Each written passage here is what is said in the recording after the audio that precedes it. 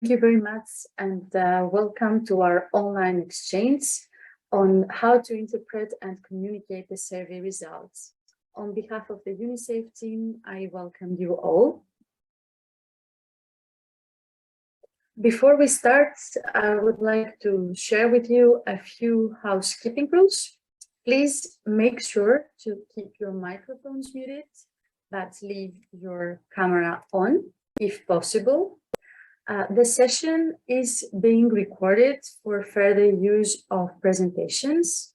However, please note that other sessions, for example, the Q&A, will not be used for further uptake and use.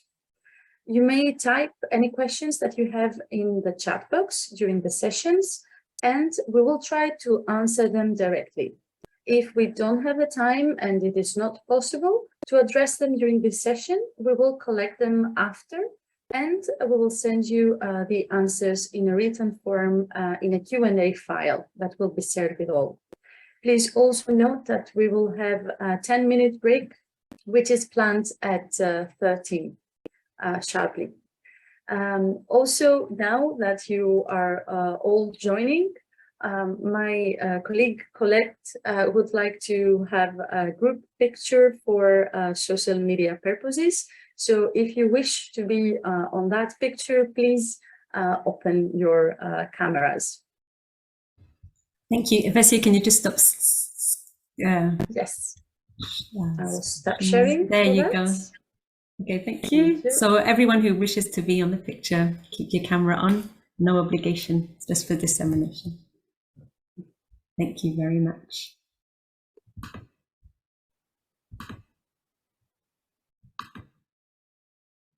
It's done.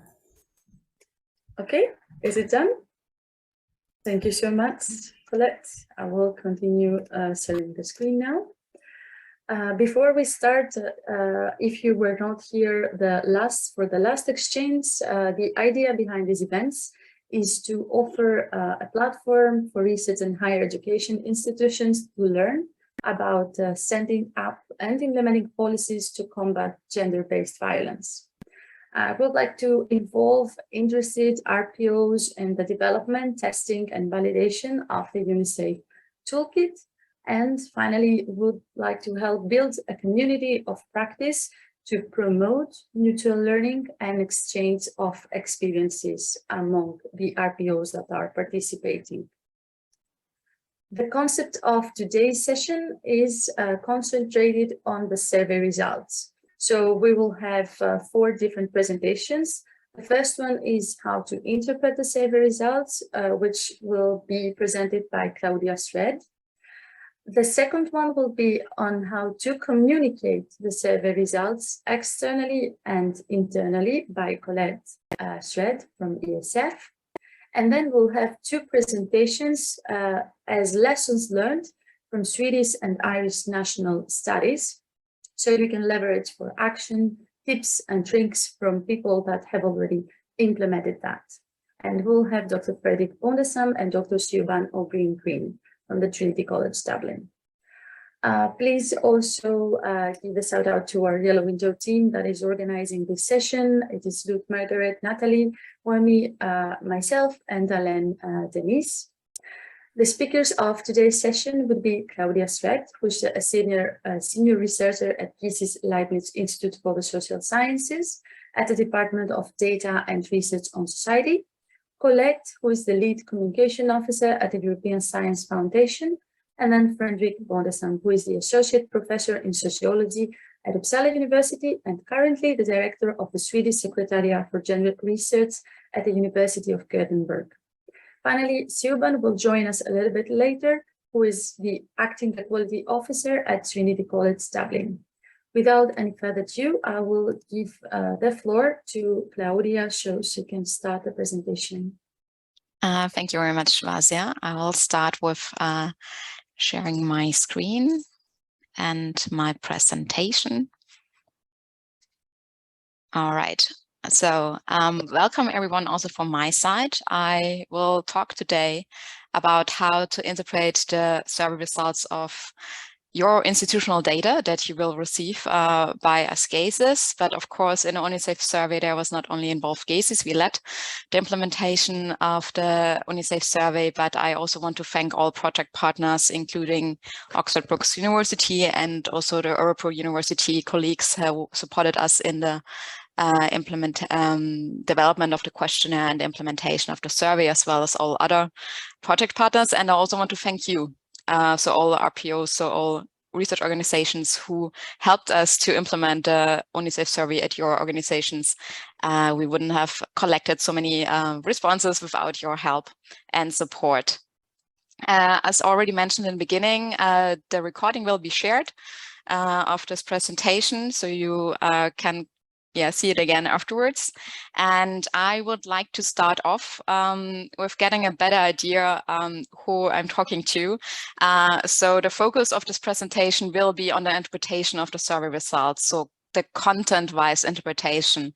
However, it would be really interesting for me to know if you have any experiences with descriptive analysis, so really like basic survey results, cross tables, for example, or calculating the means of frequencies. So if you could just put in the chat a yes or no, if you had any experiences, a yes, and if you never looked at a cross table before, no, that would be very helpful just for me to know for the following presentation. Yes, there's quite a few yes. Oh, that's great.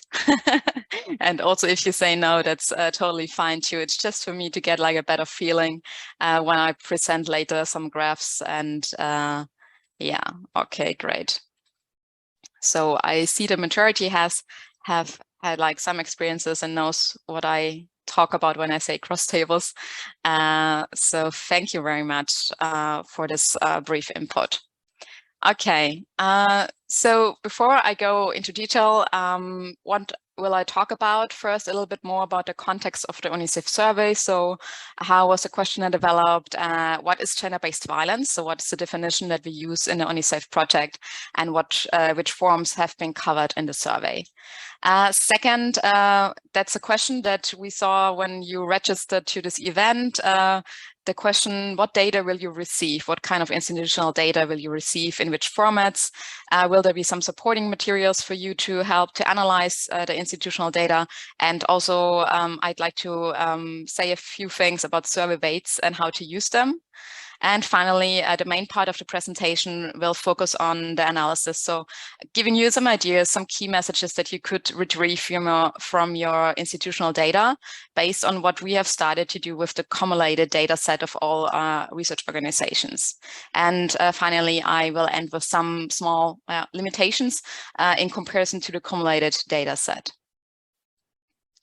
So starting off with the context of the UniSAFE survey, some of you might have already participated in the survey briefing sessions last year in autumn or the last session. So I just review this briefly.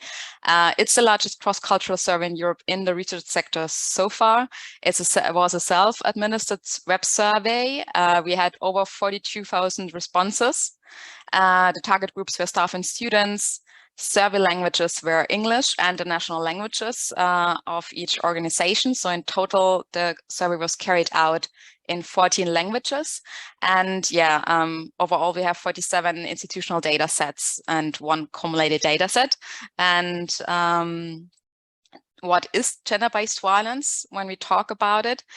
The UniSAFE project defines gender-based violence as violence directed towards a person of that because of their gender, or violence that affects persons of a specific gender disproportionately.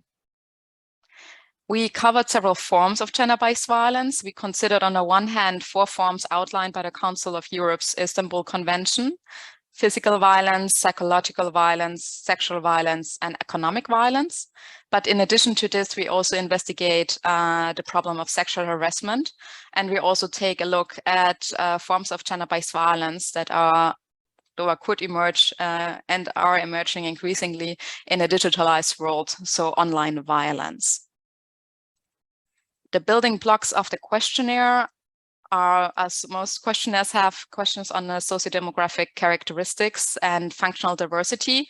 Functional diversity means, for example, the position that you have in the organization, or being staff as students. Then the major part of the survey, of the questionnaire, focused on the prevalence of gender-based violence. Covering the six forms of gender-based violence that I mentioned from a survivor, bystander, and also perpetrator perspective. However, we collected more data from the survivor perspective. We also asked about consequences to enable analysis of potential relationships between the exposure of gender-based violence and well-being or outcome in work and studies. We asked also the respondents about some individual factors, so individual attitudes that they have to better understand the reported prevalence rates. And finally, as we also consider the developed 7P model, we take into consideration the organizational context to provide insights into the perception and also awareness of institutional responses.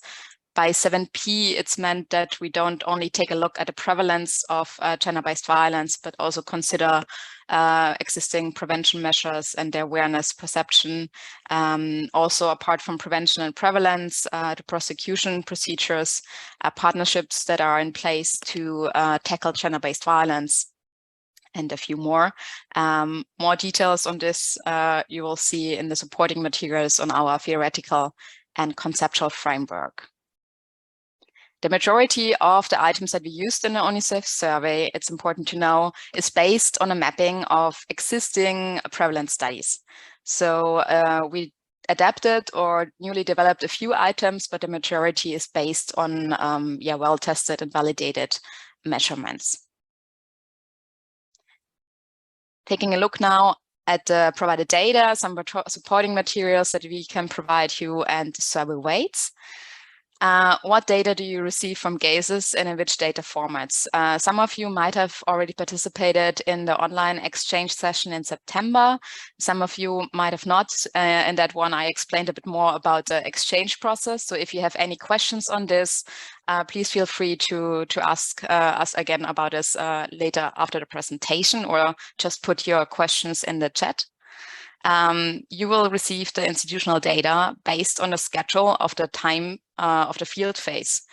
So the surveys that were carried out in the RPOs in January, we have already started to contact these organizations to send them their institutional data, and so on. If you had the survey phase in February, it's in November, etc.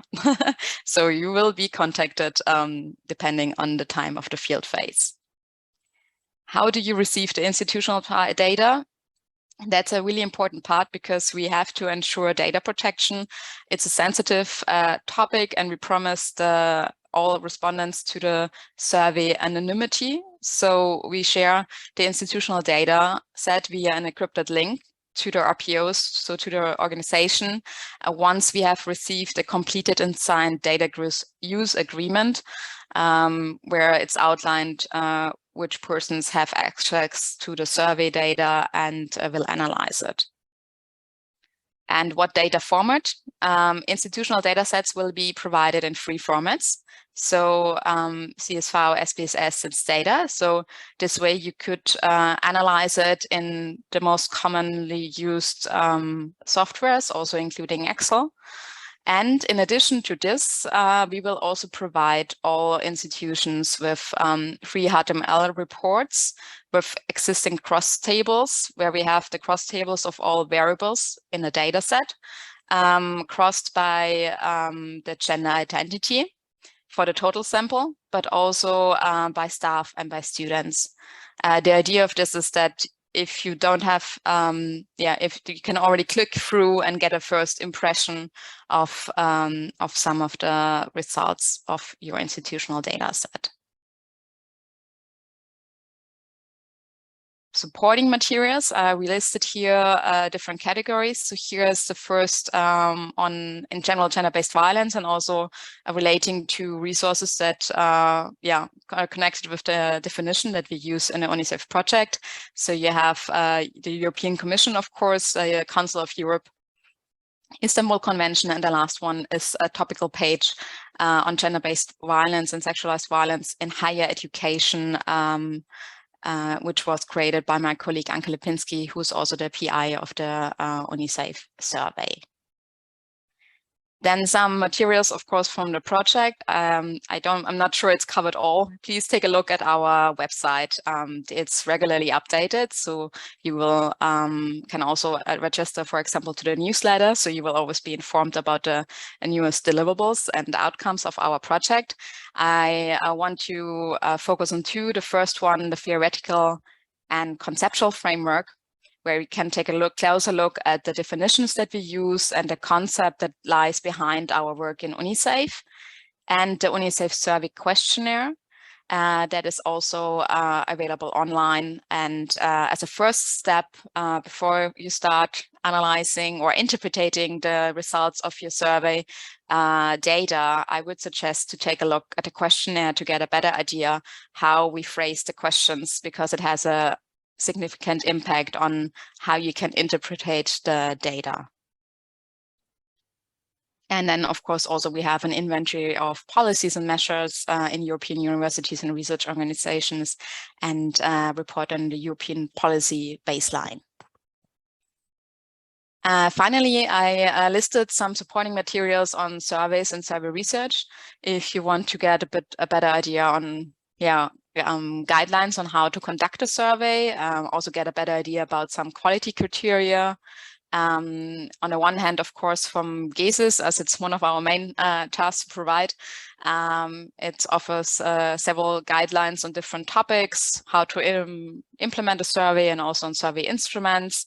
And also the cross-cultural survey guidelines I can recommend, and we added a few specific chapters, so to explore the variables. Why are survey weights calculated, and what are survey weights?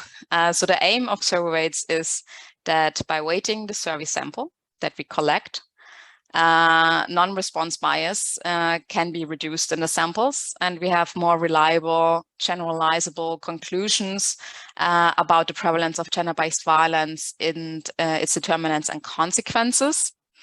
What is non-response bias? Non-response bias we talk about in survey methodology, that if you send out the survey link, even if you send it out to all staff and students of your organizations, as we did, there might be some groups of respondents who respond at a different rate, who are more interested in answering the survey, for example, if they're more affected, or if you for example, also groups like women or non-binary persons who might have a higher interest in this topic due to their experiences. The weighting then happens that the samples are weighted in the sense that they are approached or matched to a known marginal distribution of key variables in the organizational administrative data that we collected from all participating organizations. What do I mean by weighting and approaching it to marginal distributions? It means that it modifies the contributions of the individuals. So, for example, if we have 65% of women in the sample, but in fact, based on administrative data, it's about 60% women. Then we would approach it in a sense that each woman is weighted with a reduced weight, so that it is similar to the distribution that you have in your organization. Weights were calculated following the random iterative method RIM. It's more a technical note here that you know what kind of method we used.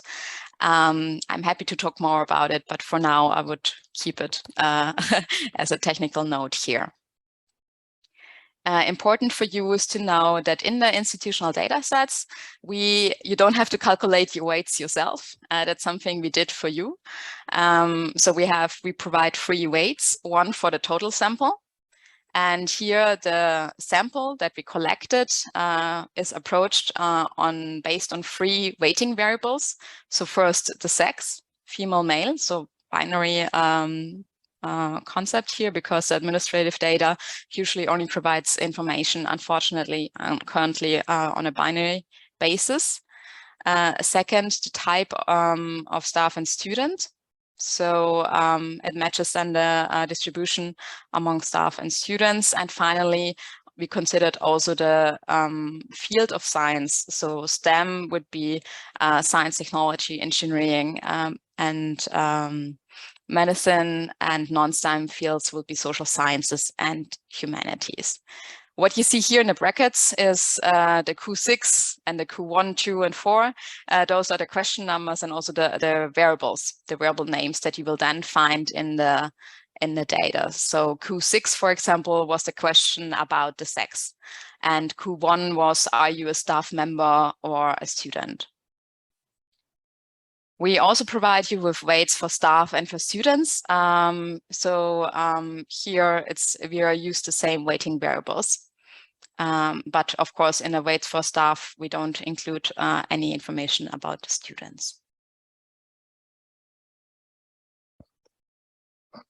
After this more technical and to some extent administrative start to the presentation, I'd like to continue now on the focus of the analysis. So the key messages that you could retrieve from your institutional data. I think that's a part that everybody's interested. We collected the data. It was a lot of work to implement it.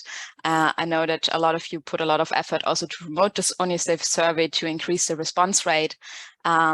Starting off with the description of your sample, I'd like to point out a few things. So you will see here the information on the sociodemographic variables is different from the one that we asked in the questionnaire. And that has the reason that we have to ensure that there is no re-identification risk. For example, if you combine the information, it's a student, the gender is, I don't know, for example, male, sexual orientation, heterosexual or homosexual, and then in a specific field of science, and then a student level, it might be in some organizations already possible to identify this person if you combine several characteristics. So for the institutional data sets, you will be able to describe the total number of respondents, the percentage of staff and students among the respondents, also the percentage of women and men. Here we'll note we asked about non-binary gender identity. However, unfortunately, we can't provide this as this group is rather small and we have to ensure the anonymity. Also the percentage of respondents who identified as LGBTQ+, and the percentage of respondents who identified as heterosexual. Here the definition LGBTQ+ is the way how we asked about it in the survey. So in the questionnaire or in the data sets, it's the variable Q12. You see the small note below. So we asked about, apart from heterosexual sexual orientation, asexual, bisexual, homosexual, queer, and the sexual orientation not listed here. And that's the reason why we use this abbreviation and not a more common one like LGBTQ2, as different ones like including also trans and intersex. However, we have in a accumulated data set a question also asking if the gender identity differs from the described sex by birth. So yeah, it's included, but it's in this sense not in this question. And finally, you will also be able to say something about, or most of the RPOs will be able to say something about the average time since the respondents started to study or working at the institution. It's here in gray because the information is not available in all institutional data sets, or sometimes it's only available for staff and or students due to the re-identification risk that I mentioned in the beginning.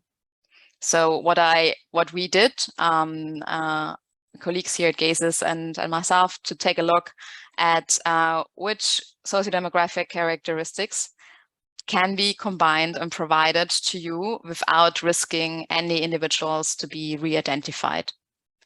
This is what was the most of the sociodemographic information we could provide. Now taking a look at examples of the cumulated data set, it's just a suggestion how you could interpret your own institutional data. So describing an example includes in total 42,186 respondents, age over 18. 43% of the respondents were staff and 57 are students. Here in bracket, again, it's the variable that I named. The category 1 was staff and the category 2 was students. And then with this, you could also continue with creating graphs. So for example, on a gender identity, which is the variable Q7, where you could provide this information, and also the sexual orientation Q12. Here you see the information for the cumulated data set. Of course, it's not one of the individual institutional data sets. Apart from the description of the sample and the respondents' characteristics, we would like to take a look at how we measured prevalence of gender-based violence. As mentioned in the beginning, we covered 6 different forms of gender-based violence. All forms of gender-based violence we used the same question format. And it's important to, of course, also consider how the questions are worded. So as an example, I took the physical violence question. We would like to ask you about your experiences of physical violence with persons connected with your institution. And since you started at your institution, has someone ever done any of the following to you? So in an institutional data set, instead of having just one variable, you will then have, in this case, 4 variables. So Q20A to Q20D, where you can see then how many people indicated the different types or forms of physical violence. 2 important points here. First, we provided the respondents with the option to either answer the question by choosing one answer for each line, so for each form of physical violence, or to check the box prefer not to say, and to continue then with the survey if they did not want to answer this question. And the second part is that the time frame. Prevalence is a percentage of the population that experienced a particular incident of gender-based violence during a given period of time. And prevalence in the UniSAFE survey relates to an institutional framework. So since you started at your institution.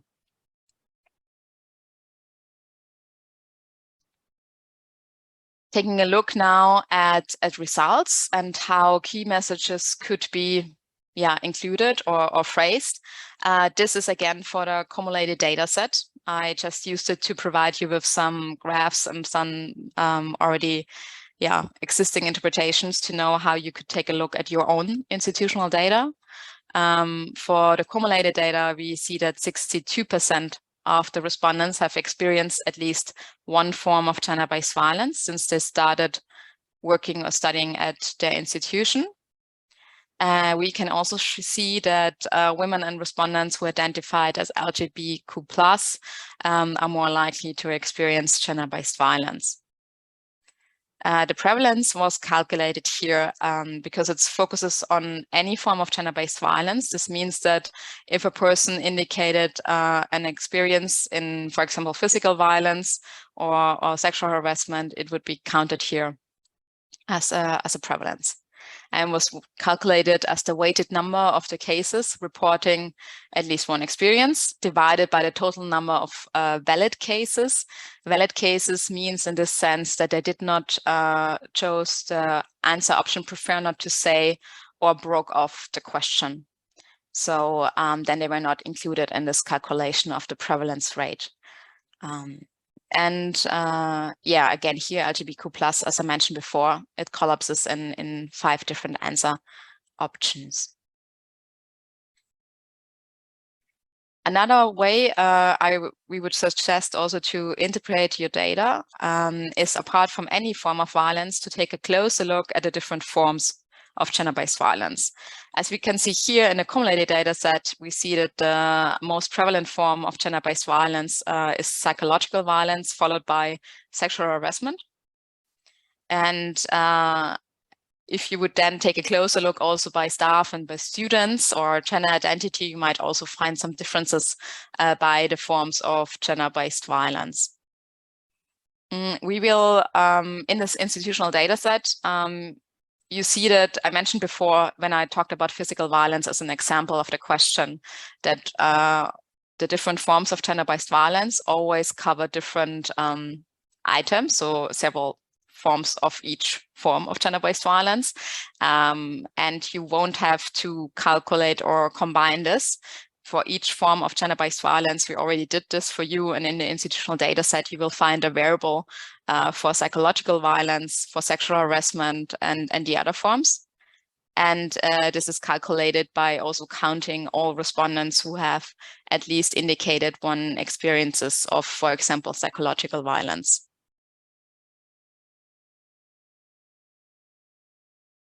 And in addition to the general question about the prevalence, we also asked about follow-up questions on the indicated experiences. So we asked about the frequency of incidents, the relationship between victims and perpetrators, perpetrators' perceived gender, place of incidents. Here again, I took the example of physical violence. The follow-up question on the frequency of the incident was, for example, you stated that someone threatened to hurt you physically. How often has this then done to you since you started at your institution? Similar, it was the perpetrator's gender. Here again, you stated that someone threatened to hurt you physically. Did you identify the perpetrator as, and then you could choose the gender identity. It's important to note here that for the follow-up questions, we had some, of course, time limits, how long we could ask respondents on an online survey. So for this reason, we could not ask the follow-up questions for all reported incidents. We asked this for one of the indicated incidents per form of gender-based violence, for which respondents reported one or more incidents. That means, for example, if somebody reported two different types of physical violence, then it would be randomly selected for which of those incidents the respondent would receive the follow-up question. Here, for example, it was put threatened to hurt you physically. And how was this random selection done? It followed a least fill principle. This means that a less frequently reported incident of each form of gender-based violence had a higher probability of being drawn for the follow-up questions. This means it was just was the aim to also collect information on less frequently reported incidents of each form of gender-based violence. And taking a look at possible visualizations of follow-up questions, here I took the example for the frequency of gender-based violence incidents by different forms of gender-based violence. You can see that psychological violence and sexual harassment are the most commonly reported forms of gender-based violence, and also the two forms which are the majority of respondents indicated that the incident did not took place once, but more than once. And so in the blue bars, you see the reported incidents that were indicated as more than once.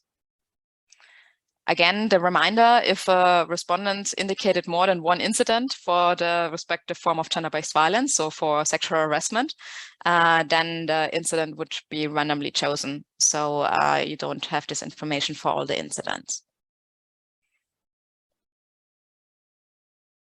Taking a look now at the bystander perspective. So far, I was talking about the survivor's perspective. In addition to measuring the survivor's perspective on prevalence of gender-based violence, the UniSAFE survey also asked about experiences of gender-based violence as a bystander and also as perpetrator. However, in the institutional data sets that we will provide you, you will see that the perpetrator perspective is not available. This comes back again to data protection reasons that in this perspective, we have rather low case counts. So on the one hand, to be honest, it's not really usable for statistical purposes because it's a really small number of cases. And on the other hand, the low case count invites also for some kind of individual investigation of cases and might risk a re-identification of specific respondents. How did we ask about the bystander perspective? We used the same time frame as for the prevalence questions from the survivor perspective. So since you started at your institution, but as we then just asked, since you started at your institution, have you ever seen someone else being physically abused? We did not ask about the specific types of physical violence. It was a general question about physical violence. Not as before, where we asked the survivors, for example, threaten to hurt you physically and the other types of physical violence. And then we also asked about the victim's gender. So, of course, this is the perceived victim's gender from the bystander perspective.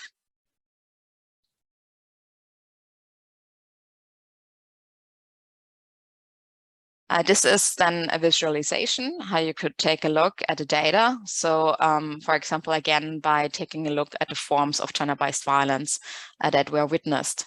Here you can see that the most frequent form of gender-based violence that was witnessed was sexual harassment, and then followed by economic violence.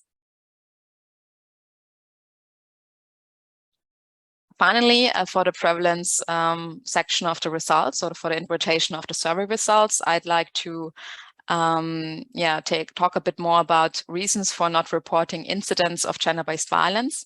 So we had 2 questions about the reporting.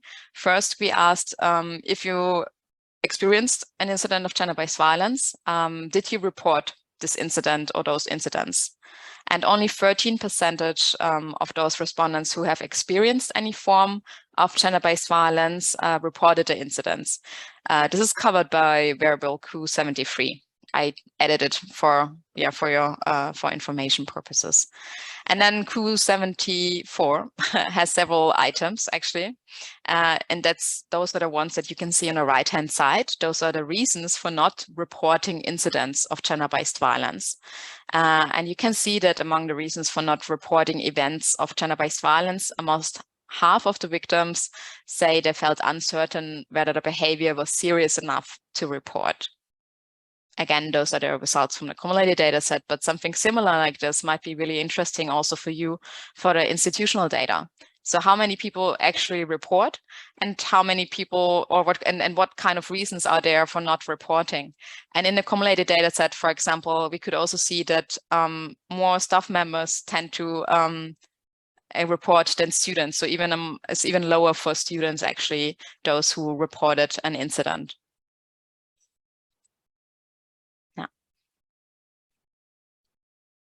So summarizing a very brief summary for the key messages on prevalence of gender-based violence that might be helpful for interpreting your institutional data.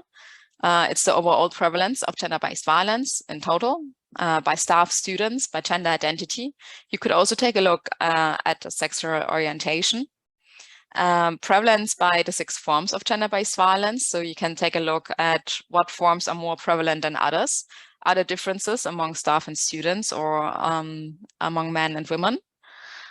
Also the follow-up questions. As I mentioned again, it's asked only for one of the indicated incidents for each form of gender-based violence, but still you could take a look at the frequency of those incidents, the relationship between victims and perpetrators, and also the perpetrator's perceived gender and the place of incidents.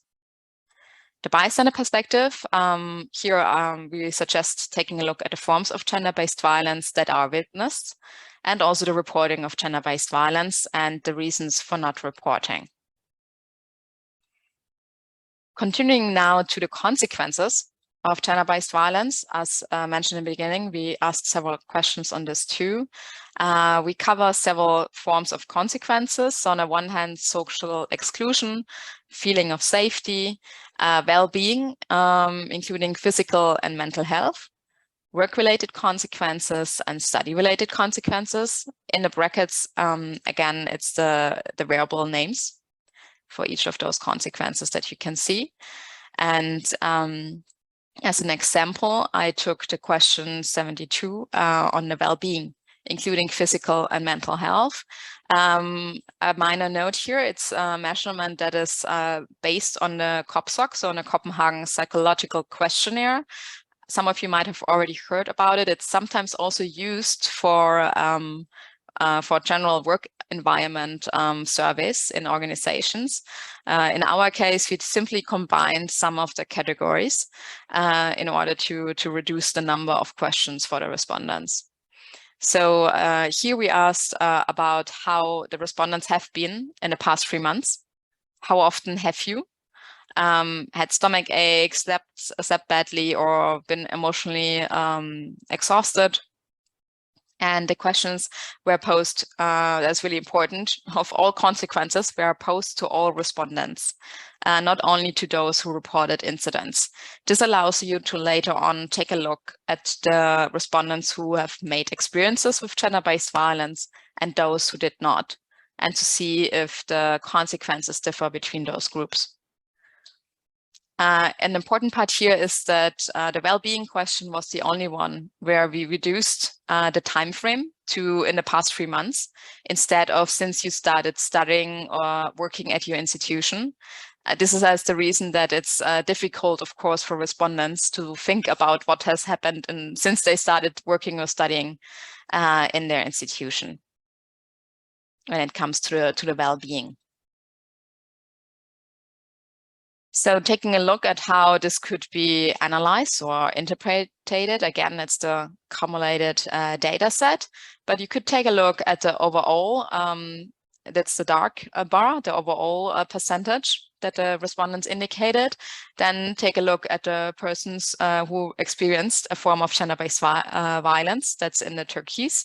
And the pink one shows the results for the experiences for those respondents who did not experience any form of gender-based violence.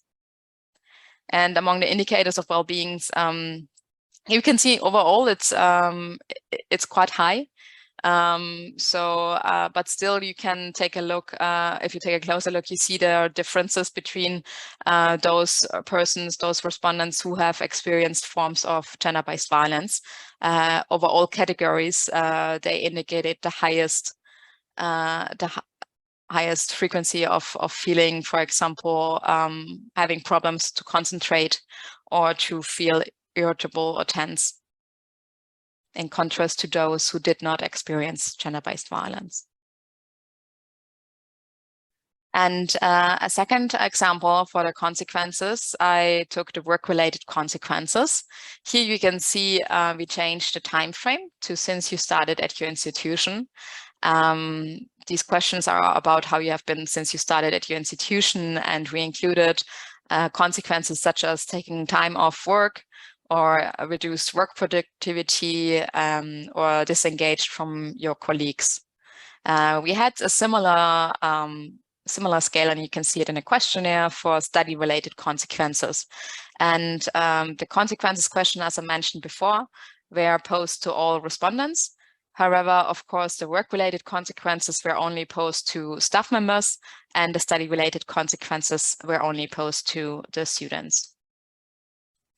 And here again, it's the same kind of graph. So you see the overall bar in dark, the results for persons who have experienced gender-based violence in turquoise, and the pink one for those who have not experienced any form of gender-based violence since they started working at the institution. And again, also for the work-related consequences, we can see, taking a look at the turquoise bar, that overall categories, the respondents, in this case, the staff members who have experienced gender-based violence, have indicated a higher amount of work-related consequences, such as, for example, not being dissatisfied with their job or having a reduced work productivity. So key messages on consequences for your interpretation of the institutional survey data could include results on the differences in well-being between respondents who have experienced any form of gender-based violence or those who did not, in total by staff and students. Of course, you could also take a look at a gender identity or sexual orientation. Differences in the work and study related consequences, again, between respondents who experienced any form of gender-based violence and those who did not. This here, of course, you would not take into account in total, but split by staff and students in this context. Coming closely to the end and also to the last larger part of the questionnaire, how are contextual factors measured in the UniSAFE survey? So we had several questions, for example, on gender-based violence being perceived as an issue. Here we posed the question, do you think that gender-based violence is a problem at your institution? And the respondents could answer not at all to a very large extent. We also asked them about how confident they are in the institution's ability to intervene in gender-based violence related incidents in their institution. So from not at all confident to very confident. For all questions, of course, we offered also the category can say to allow to also indicate this answer. And then the final part, this is more related to the 7P model. We also asked about the awareness of prevention measures, policies, partnerships in developing or implementing measures, and also about the individual perceptions of the clarity of the institutional policies, effectiveness of policies, the institutional handling of formal reporting, and also institutional handling of prosecution. I'd like to stress that here it's about the individual perceptions of how those institutional mechanisms work. And as an example, I took the question, the wearable Q886 on the prevention measures. Here we asked, do you think that gender-based violence is a problem at your institution? Sorry. Okay, that's a mistake from my side. It's from the last slide. So we asked, you can ignore the first part of the question, sorry. Are you aware of any information campaign or training against gender-based violence in your institution? I am aware of, and then they could answer, they are aware of information campaign, training, both campaign and training, or neither campaign nor training. And all those questions are in line with the 7P model. And it's a really it's a suggestion how you could use a graph, for example, to make it a bit more visually attractive, to have the information how aware respondents are on the information campaigns or trainings. Here you can see overall it's rather low. Half of the respondents were not aware of campaign or trainings. But the important part here on the slide that I wanted to say is what information campaign or training means really depends on your institutional context. So for the cumulated data set or for the survey questionnaire, we used general questions in a sense that we did not focus on specific measures that might exist at your institution, because it was one questionnaire for the 6 institutions, and for these reasons we had to use general phrasing. So in this sense, for those questions, it's very important for you to think, do we have actually information campaigns, for example, or trainings? Because then, of course, it makes sense that respondents might not be aware of those campaigns if they don't exist. So also for policies, when they are, as I mentioned here in the beginning, also about the clarity of policies or the effectiveness. Those perceptions, of course, then relate to the policies that you have in place tackling gender-based violence. And so here the institutional context is very important for you to consider. Overall, the key messages then on contextual factors could include the awareness of prevention measures, policies, partnerships among respondents. You could take a look at if there are differences between persons who have experienced any form of gender-based violence and also those who did not. In total, and also by staff and students. And you could also take a look at the individual perceptions of the clarity of policies, for example, or the institutional handling of formal reporting among respondents who experienced a form of gender-based violence or those who did not. One minor note on formal reporting, if you take a look at the questionnaire and see the way we phrased it, it's not defined what formal reporting means. So again, this might also differ depending on your institutional context, what your staff or students might understand as formal reporting in the question.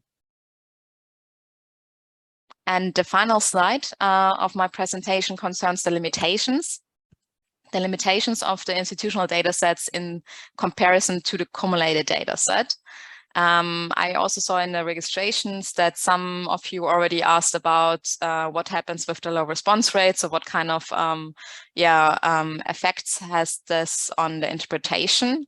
So overall, the main limitation is that there's fewer available data on sociodemographic characteristics and markers of functional diversity, such as the field of science or seniority grade in the institutional data set due to data protection reasons. So in the accumulated data set, we have also information, for example, on the disability or chronic illness status of respondents or the ethnic minority group they identify with, or if they identify with an ethnic minority group.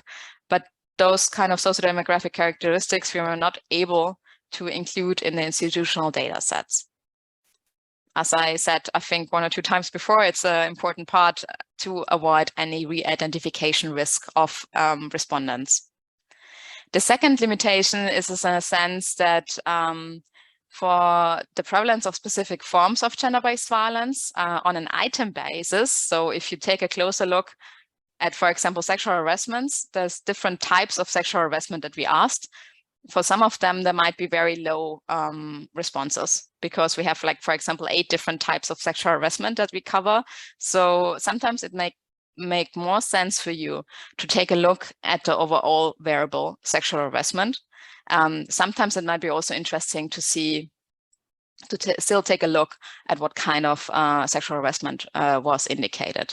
But you just have to be aware that there might be low case count simply because of the response rate.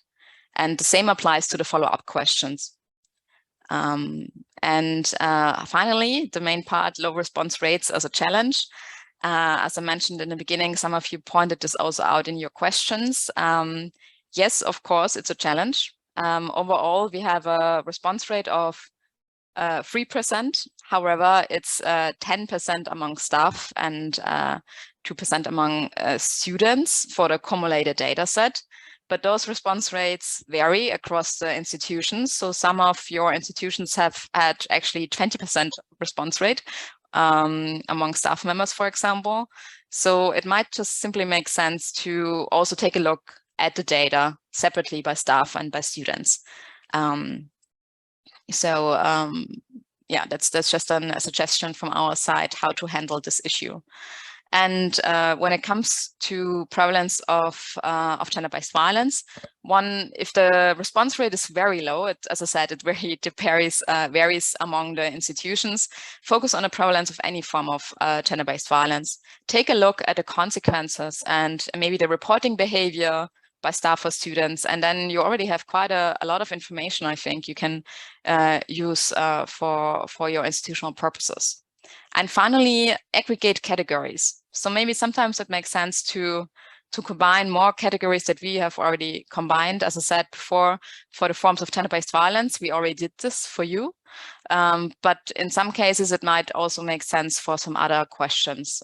For example, if you combine a confidence in the institution to intervene in incidents of gender-based violence, you might combine not at all too little confidence. So those kind of things can still help you to handle the issue of low case count due to a low response rate.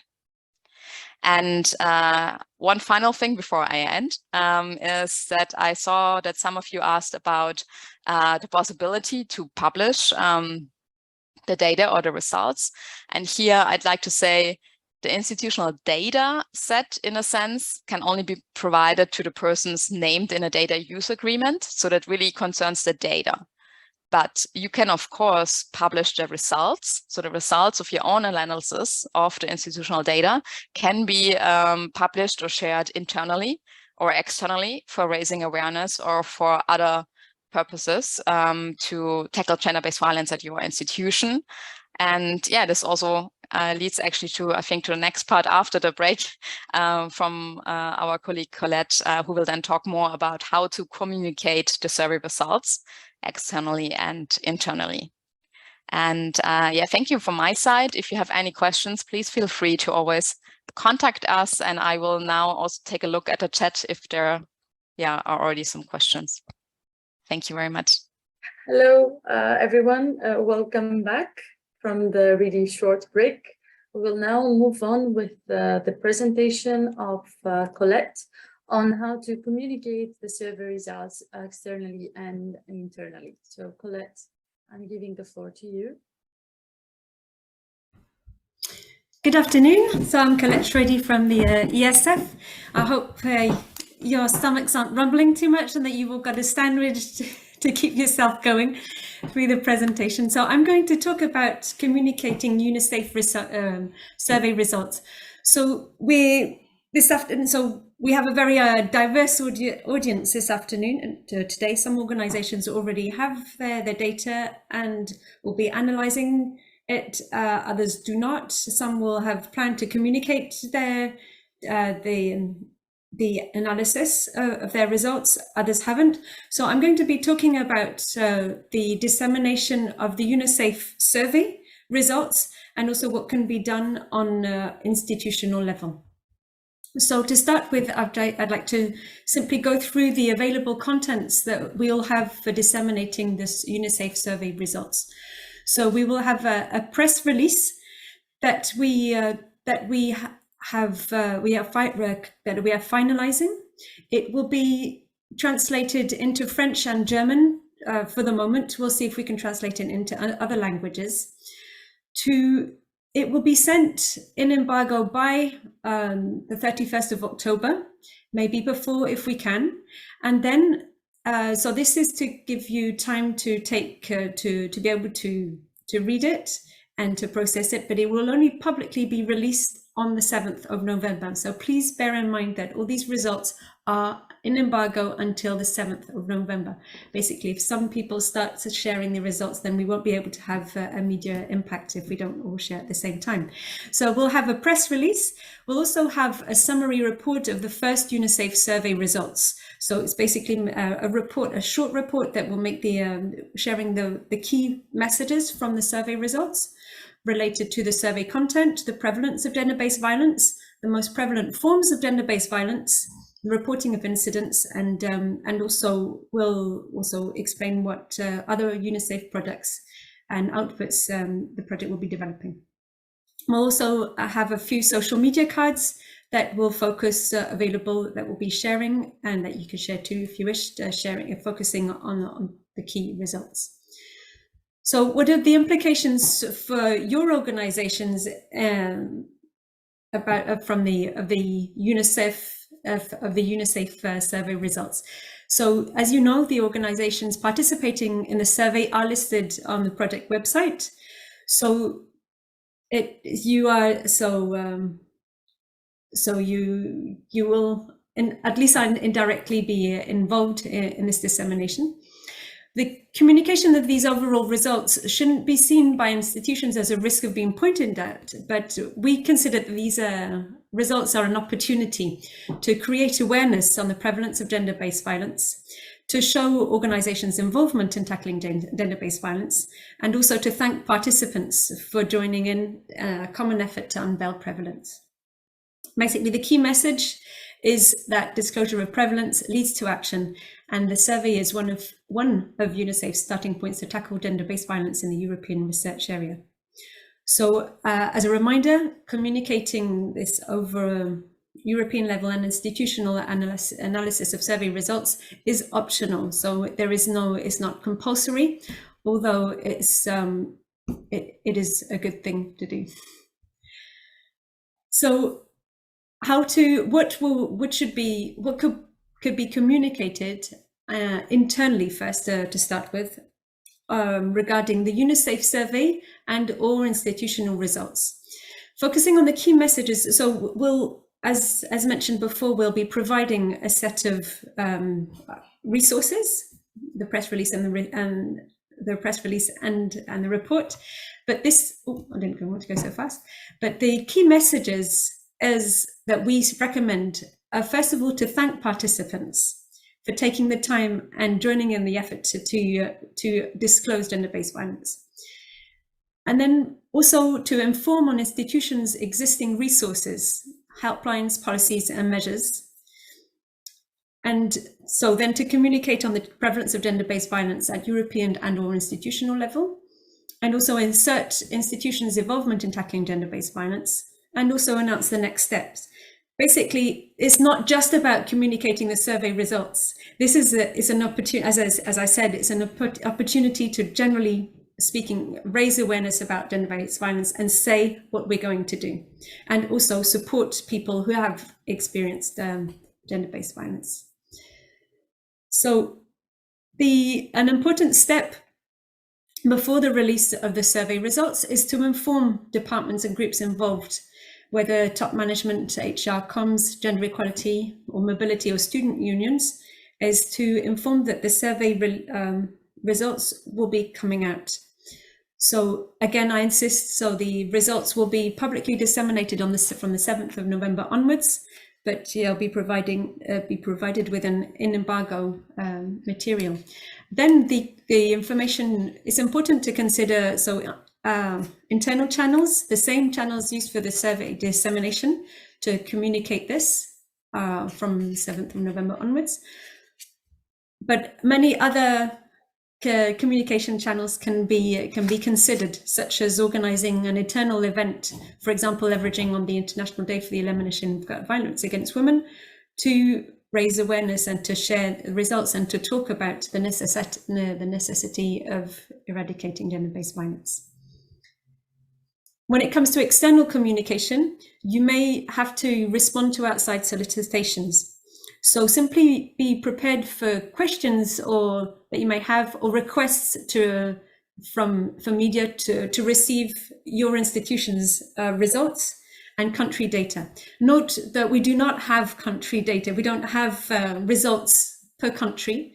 So if ever you requested this, it's not something that we have. The sample doesn't allow it. It wasn't the aim of the survey.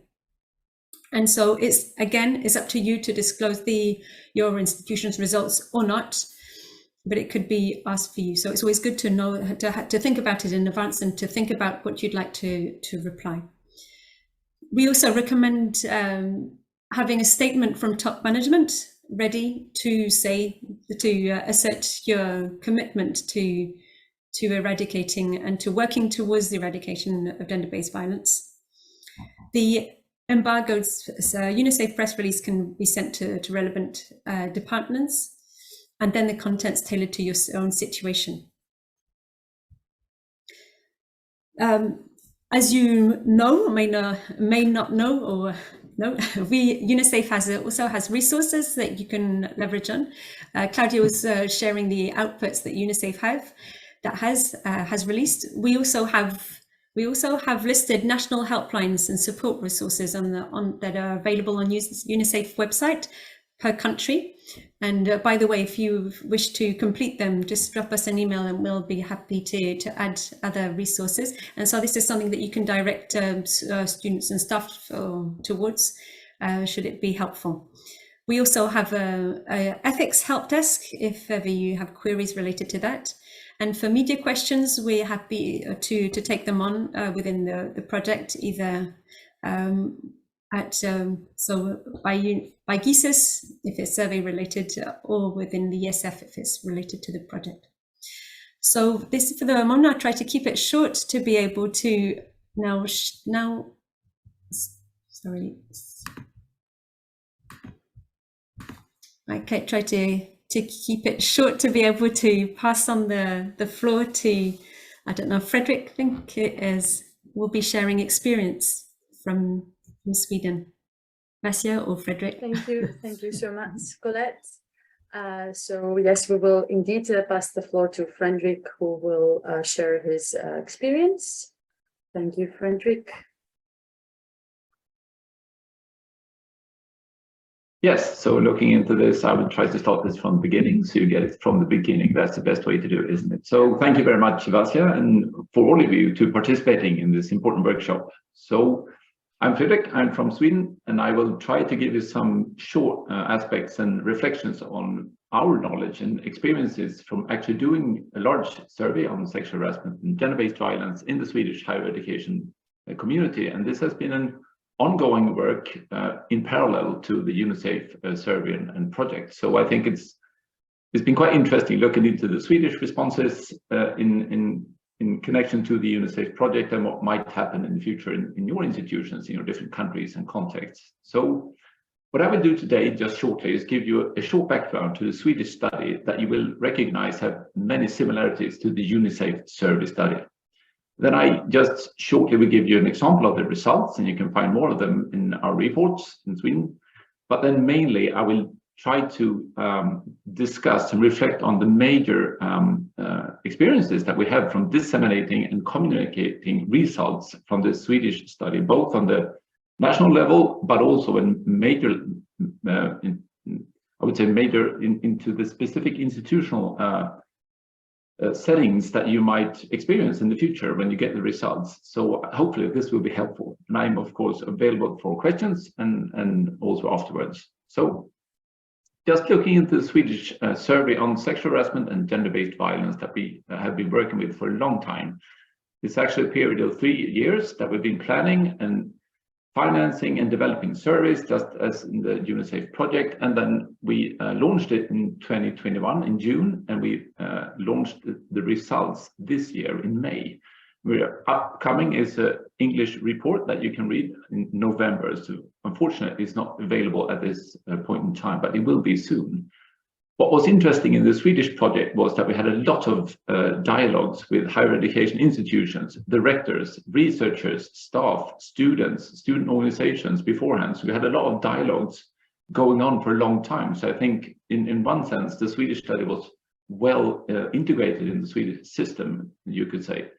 So in comparison to the UniSAFE project, which is an EU project, which you get results from, and you have been developing the survey in part of the project, and you have also had dialogues, but I would say not in the sense that we did in Sweden. So this is both pros and cons with, I think. Now, what we did in Sweden, we measured sexual harassment mainly, but also different forms of gender-based violence, especially sexual violence, using the existing validated scales, just as we did in the UniSAFE project. We also measured the consequences through the COPSOC scale and so forth. So there are many, many similarities with these two surveys. All the major RPOs in Sweden, the 38 major RPOs, participated in our study, and we had a sample of 1/4 of all staff and students in Sweden, a quite large sample of 125,000 people. So we got a response rate on 32%. And this, I will return to this. This was quite interesting. We were expecting 25% on average, but we got 32%. And actually 25% of the responses were from students, 40% from PhD students, and 50% from staff. So it differed quite a lot. And this is also in line with what we expected. And we can see it also in the UniSAFE project that we have differences in the response rates. But it was a quite high response frequency in the Swedish study. Just as we are discussing today, we delivered institutional weighted data to the RPOs on their results on major variables and questions. And this was a quite intense process with a lot of discussion and also reflections that I will come back to. And if you want to, you can read more about the Swedish study on this webpage. So I can really recommend that. And as I said, the complete results report will be published in English in November. So it's upcoming. Now, we have a lot of results from this study. I think one of the major discussions that followed from the first results report came from this figure, this figure on sexual harassment, where we used the FRA scale, the scale on sexual harassment that we also used exactly the same scale actually in the UniSAFE project. So what you see is a picture on the results, and it's been parted in staff, PhD students and students, male and female. You have age. You have also a combination of gender and position in this figure. Now, what I think was interesting was when we presented this report, it was this graph, this figure, that actually triggered most reactions and reflections. For example, you have a total to the left on almost 38% experiencing sexual harassment in the Swedish higher education community. Now, this was understood in many, many different ways. It was said as it was expected, it's probably higher, it should be more because of underreporting, for example.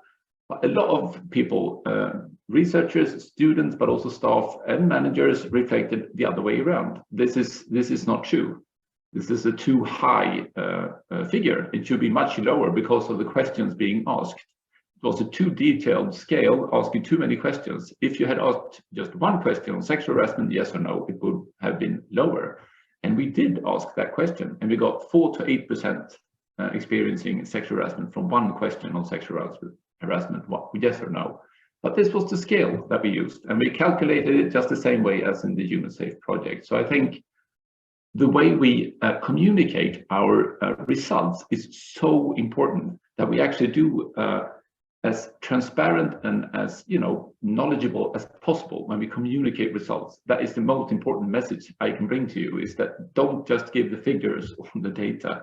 You have to do a lot of work communicating the knowledge, the context, the measures, the survey study in itself, and also how you interpret the data. You cannot leave data by themselves. That is the most, I think, important message.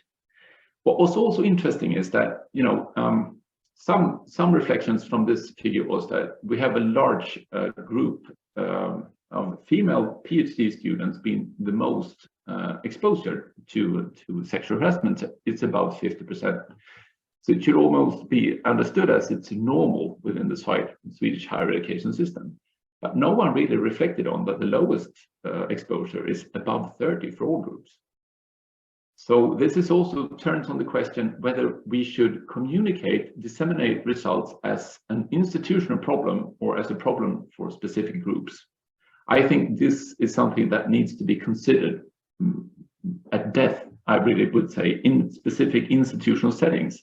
Is this an institutional problem, or is it mainly a specific problem for specific groups? Now we'll come back to this shortly. I think also the large number of males being exposed to sexual harassment was a surprise to the Swedish community. There was a preconception of sexual harassment and sexual violence being mainly something that females, minorities, LGBT students experience. But as we can see from our Swedish study, it's a large group of men in all categories experiencing sexual harassment. And this was unforeseen in our communication and dissemination of our results. And I think this discussion is still ongoing, and we don't know what to do with it, really. We are so used to speaking of sexual harassment and sexual violence as targeting specific groups that we are unaware of and not prepared for taking this discussion further. So I think this is also a really important message, that when you look at it as a structural problem, institutional problem, you will still end up discussing groups, and you have several different groups that you need to build knowledge on and also communicative skills on for different reasons. There's been a lot of groups, male organizational groups in Sweden. I won't name them, but they have targeted this study in many ways, saying this was a relief, that there was this study actually displayed exposure to sexual violence among males in the Swedish higher education system, but also strong critical remarks from feminist organizations claiming this study represents the problem in the wrong way. It's not tackling sexual harassment in the right way. So you might end up with this discussion in your national context. I just want to prepare you to it. So this is just one example. But mainly, my reflections from disseminating and communicating the Swedish study is that I would say half of the RPOs in Sweden, they actually they expected, of course, media coverage of these data and figures. These are topics that is highly relevant in many national contexts in the EU, for example, and there will be media coverage, but some of them didn't appreciate it. And I think this is a major lesson, that in an RPO, in an institution, you will have to appreciate media coverage on this issue. This is part of being transparent and making the issue of gender-based violence relevant in your national context and institution. Instead, what happened in some institutions in Sweden was they got passive and moved back inwards and started to be silent on the results. And this, I would argue, is a dangerous strategy for an institution, not being openly appreciated to having empirical data on an actual situation in the institution, instead going backwards and keeping silent. And this triggered a lot of response from students, from staff, but also from media locally. And I think this has been troublesome for many Swedish RPOs. On the other hand, those RPOs actually being transparent, giving examples of their own data, inviting journalists and media and other actors to take part in the data, they have gone far beyond this kind of negative reactions, instead being in a fruitful position, dealing with the work environment and the study environment in their RPOs in a constructive way. So I think the way you tackle media coverage is one of the major reflections I have to bring with you. And then internally in institutions, we can see that in some institutions, the management on all of the levels did not have information on the study that was being presented. And more importantly, there was not a common understanding on how to interpret the results. So in some institutions, they ended up in a situation where managers started to talk in different ways on the results. Some were saying, this is the most important results we have ever had on our institution. And others saying, these are not data that I care for. I don't care for the data that you have been presented. This is not part of my institution, my department. This is not part of my world. So I won't tackle it at all. That is, I think it's so important that you prepare management on all levels, that they are informed on the results that will be presented, and also give possibilities to establish some form of common understanding on how to communicate on these results. Not the least in order to give support to all those students and staff being experiencing sexual harassment, sexual violence, other forms of gender-based violence. Because when you have managers not taking a stand on this issue, you get re-victimization in place. So I think this is so important to tackle within your institutions. And yet another aspect of this is that we have, within the UniSAFE project, we have been delivering support structures. We have, informed on this. We have also on the webpage, we have informed on national helplines and so forth. But what we could see in the Swedish situation is that when results are being published, it ended up that people didn't experience that they could get support. And also managers, they lacked support from their institutions on how to tackle difficult questions, difficult experiences, but also how to address conflicts that ended up in their institutional departments. So I urge all of you to actually look through what kind of support structures are actually in place and how can you inform all staff and students, and maybe also externally, because you have students that have left your institution that might be experiencing re-traumatization from dealing with the results in many ways. So how to make them relevant for all is really important. And then, as I said before, I think the best way of tackling these issues and the results that you get from UniSAFE studies, that actually framing it as an institutional and structural problem, not as a specific problem in a specific setting or a specific group, but you will still end up discussing that way probably. But this is a major issue that you are supposed to, I think, to understand that gender-based violence is measured in the project. That's one thing. But talking from research and from experience, both in the global West, North, but also in the global South, we know gender-based violence is an integrated part of many people's lives, both within and outside RPOs. So it is an institutional and structural problem. And if you don't frame it that way, you will lose out on the understanding of why it's important to tackle it. So no matter the data you get from the UniSAFE project, I would urge you to frame it as an institutional and structural problem. And then just shortly, there were 4 main issues being discussed in the Swedish higher education context after our study. And that was response frequency, the use of data, transparency, and how to conceptualize gender-based violence. Now, as I said, we had 32% response frequency in the Swedish study. It was considered really low by researchers, by policymakers, by vice chancellors, also by student organizations, making data not as relevant as they could be. Now, this is a statistical issue, as you know, many of you know. You can do a lot of statistics from small response frequencies, depending on the weighting and also the sampling methods and so forth. But still, from a communication perspective, you need to prepare for how to deal with low response frequencies, and maybe be really clear cut on how you look at the response frequencies and how you tackle data and what they mean to your institution and how you want to proceed from this in the future. That is, how will you gather data in the future in order to get more knowledge on gender-based violence in your institutions. And this also gets to the use of data, where we got lots of questions from researchers, from journalists, from people abroad, international researchers and media, trying to get hold of the data. And as you know from the UniSAFE project, the data is, we have data management plans. You will get the data, both weighted and unweighted.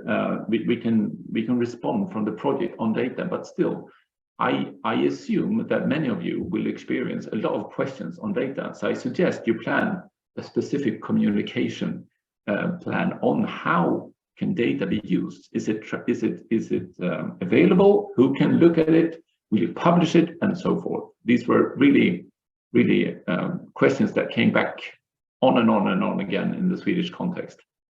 I think I said a lot about transparency, the importance of actually informing everyone continuously what is happening. We got the data, these are the results, we will present them this day, you can get hold of it this way, you can discuss it in this venue, and so forth. So really try to always use communication to make it transparent what is happening within your institution, because as soon as you don't, you get some suspicion that you're not tackling the issue. So try to be as transparent as possible. And then once again, gender-based violence is a concept people are not familiar with, and you need to frame it properly, and you need to explain it properly, and you need to, I think, communicate several times that gender-based violence is a specific phenomena that has a research background and has been conceptualized in this and this way. And this is what the data is actually connected with. And then finally, I can just, overview the Swedish higher education sector, and I can conclude that there are not a majority, it's a minority, but there are a lot of institutions keeping up appearances. They are paying lip service. They are not tackling gender-based violence. They are trying to do the same as they did before, creating some policies, doing some training, but they're not acting on the new results they got from the Swedish study. Now, we have important results from the UniSAFE project, targeting that more than 60% of all respondents have experienced some form of gender-based violence. This is a major knowledge on prevalence that are now presented on our institutions in Europe. So I think it's important to decide beforehand, will we keep on doing the same as before, preventing as we have done because it's not working, or are we ready to set a new framework for prevention? I think this is a necessary discussion that top management needs to be involved with. And you need to be aware of not communicating the importance of the results and the importance of prevention, but then again, not doing anything else than you have already been doing preventive, right? So the discrepancy between paying lip service and not doing anything, this is one of the major failures of some of the Swedish institutions so far. I wouldn't say they lack students because of this, but it's obvious that they lack trust at this moment. As Me Too, I think you know, has been a large issue within the Swedish community. This has been an important issue for many higher education institutions. So just shortly, these were some of the lessons from the Swedish study so far. And thank you for listening. Thank you so much, Fredrik. If you have any questions, please feel free to post them in the chat box, as we will be having a Q&A session most probably after Siobhan. So Siobhan, welcome. Welcome. Thank you so much. Apologies, I'm joining late. Frederick, very happy to see the final few slides from your presentation. Okay, would you like to share your screen already? Okay. Hopefully we can all see this. Yes, thank you so much. Is that okay? Can everyone see that okay? We don't see it in the presenters mode, so if you can just put it in presenters mode. Okay, let's just try that again. Is that working now? But we are able to see your notes. Oh, well, there's nothing top secret in them. I'm sorry. Or if you want to share it, Vasha, there's a problem with it? No, it's not a problem. Just give me a minute. Sorry about that. No problem. I'll try again if you want. Apologies about that. Will I try one more time? Oh, here we go. Perfect. Okay. Well, look, I'll just ask for next slide if that's okay. Sorry about the technical issues. No problem. So I'm really delighted to be here with you all today, and I'm going to really talk about some of the practical things that we've learned in terms of a national survey data being released in Ireland as an institution as well too. So I know that the 7P model is very important and integral to the UniSAFE piece. So I'm sorry, I'm going to throw a couple more P's into the mix that I found useful and helpful for our work as well too. So next slide, please. So I'm just going to talk about being prepared, being practical, talk about Trinity College Dublin's experiences as well. And then of course, I'll be here for questions and Q&A, questions and answers as well too. So the next slide basically is we already have a strategy in our university that really talks about equality and diversity and inclusion as a key part of all the work we do. But we've seen a really greater acceleration around the issue of sexual violence, gender-based violence and sexual harassment in this setting the last couple of years. Next slide, please. So we also have seen acceleration of legislation around it. So a lot of the time when we're working in the university context, we're very focused on employment legislation or equal status legislation. And one of the things that I learned about being prepared for when the data is coming out is also to talk about, on the next slide, please, that the type of legislation that covers gender-based violence, which tends to be less familiar. And maybe this chimes in a little bit with what you were saying as well too, Frederick. People are not as familiar with this in your institutions very often. You can just go back to that slide. Thanks, Vasha. So there's been a number of changes, mainly through to the transposition of the Victims of Crime Directive from the EU and also the Istanbul Convention in Ireland, that your colleagues mightn't be aware of as well in terms of the legal responsibilities they have in terms of combating and responding to gender-based violence. So while the coercive control and consent aspects that are very new in Irish legislation, people had some understanding of it in terms of my colleagues, and we were drafting responses to data releases, they weren't as familiar of what the statutory rights victims of crime now have under Irish legislation, and also we're less familiar with the type of vulnerable persons that we often find either through childcare, summer camps, visiting students, under 18s on our campus too, that can also be victims of these forms of crime and in terms of drafting a response to it. So I would say you might need to be prepared and remind your colleagues of their legal responses that we have that go beyond employment legislation. And then the next slide is also just talking about reminding people as well, of course, of the research element and research funding element that is now attached to this work too very clearly, which again has really accelerated really in the last 12 months. So next slide, please.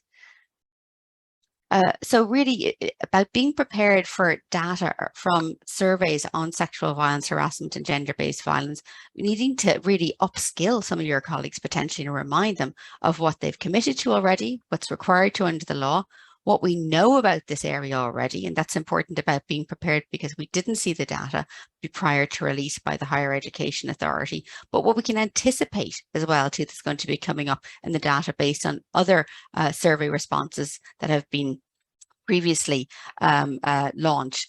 Plus, I found it very helpful to circulate the UniSAFE country reports to my colleagues as well too. So that's an important, I suppose, resource you can share with people so that they are actually have things kind of at the tips of their fingers and ready to review around this area.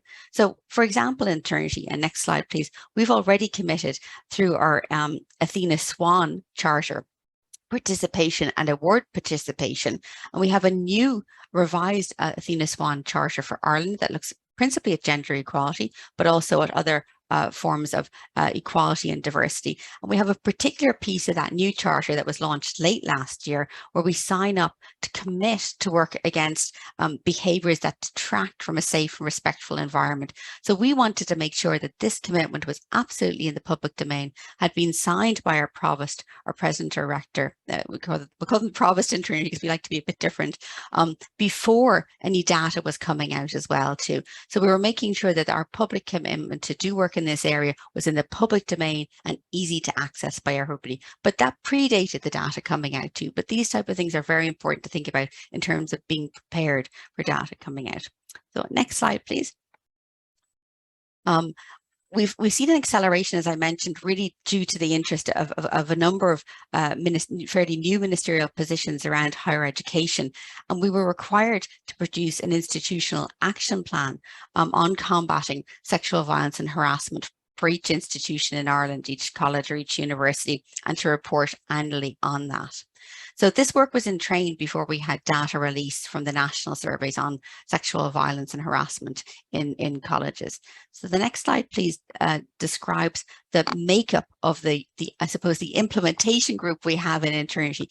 And you can see there's a big list of people there because it's really important to have a cross section. Very often it ends up being a couple of people's role on it, but we recognize that our oversight group for the action plan we had to develop and the work we were required to report on a governmental level required people such as union representations. It required our college solicitor at the table. It required our students counselling there, students representation as well too.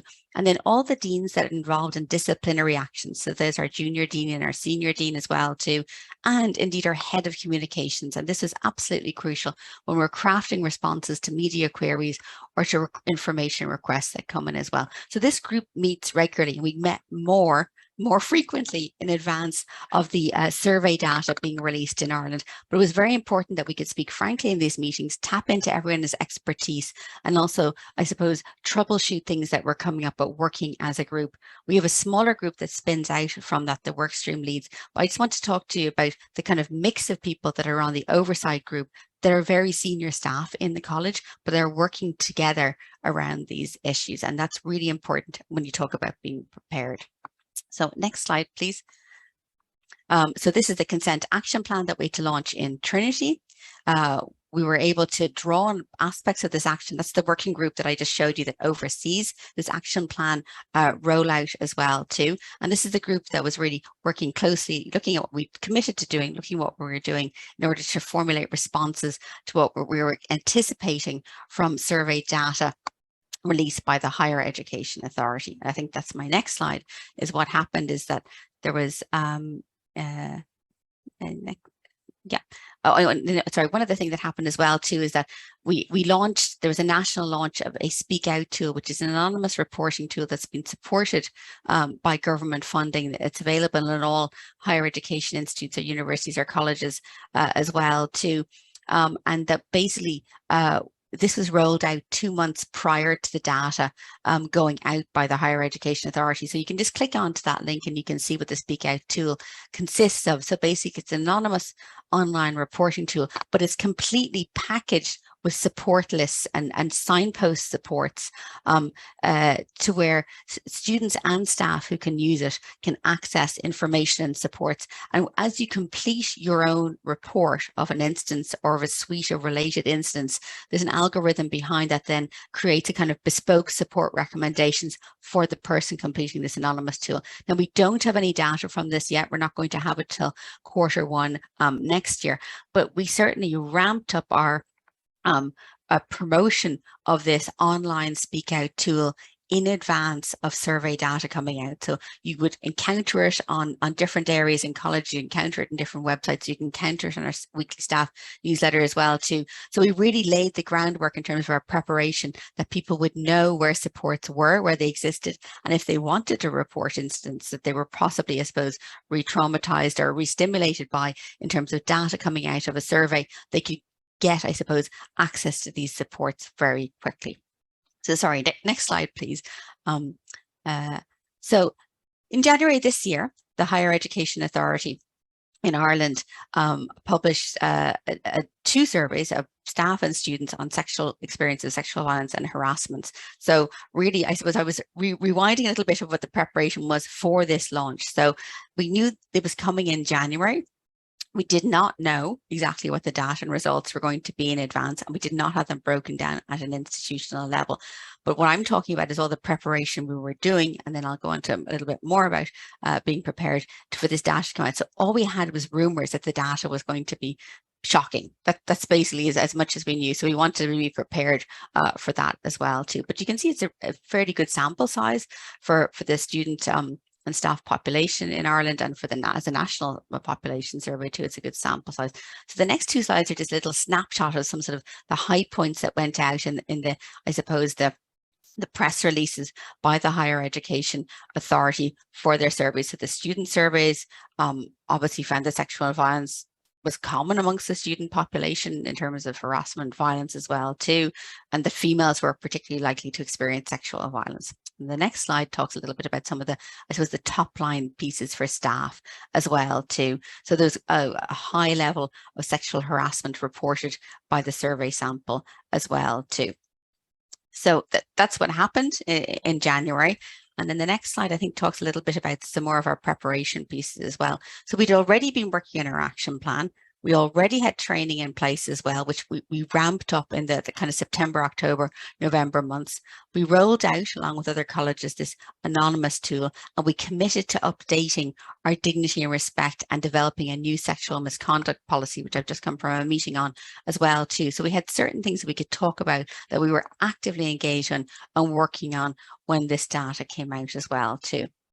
And the next slide is a little bit about the practical pieces. So I talked about being prepared a lot and all the things we're doing for being prepared, but I really want you to think about some of the practical things in terms of survey data dissemination. And I've really heard this from our Director of Counselling, that we need to think about what are those pressure points in your organization. That could be research funding deadlines, it could be exam results, it could be sitting exams, it could be special kind of council meetings, it could be exam boards, it could be PhD deadlines, and really not releasing data that could be re-stimulating or re-traumatizing, or drive staff and students to overburden support services at the same time. So you need to think a little bit about some of the timing and release of your survey results.